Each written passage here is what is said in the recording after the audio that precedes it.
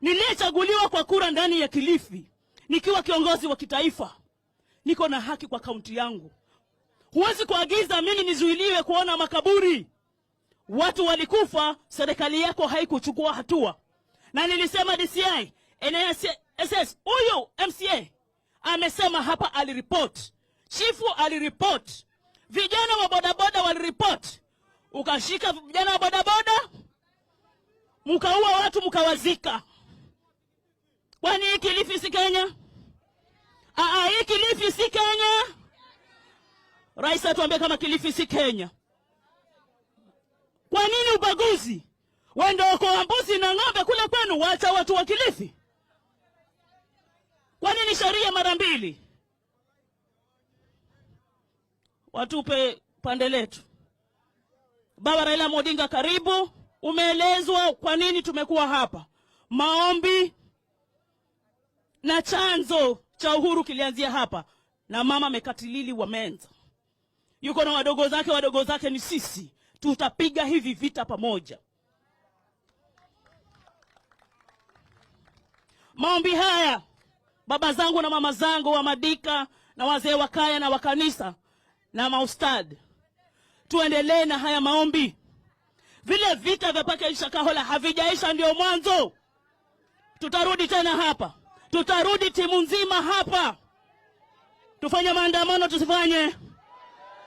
Wanatukataza kwa nini? Tufanye maandamano, tusifanye?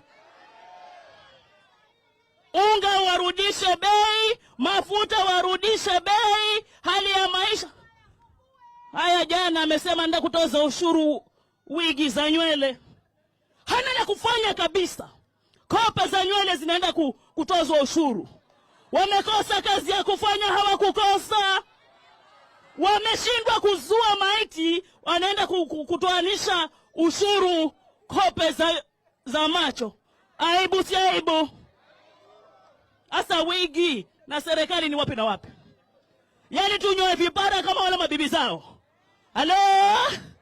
Yani mimi bei unganyoe kipara kwa sababu bei ya wigi inatozwa ushuru. Nisiweke kope kwa sababu bibi yake hawezi kuweka kope. Halo? Ni aibu si aibu? Rudisha bei ya unga, si kutoza kope. Huyu Ruto vipi huyu? Mwaka mmoja haujaisha. Bei ya unga wanasema ni 150, sijui ni 100. Ukienda kwa shelfu hakuna bei kama hiyo. Ako sara kuhenda, usivale wigi, usingize kohe, funda tozo ushuru. Kuhuluka si kuhuluka. Baba Raila Odinga, hapa uko nyumbani. Hapa ni ODM zone. Kweli uongo? Kura 90% hapa zilipigiwa Baba Raila Odinga.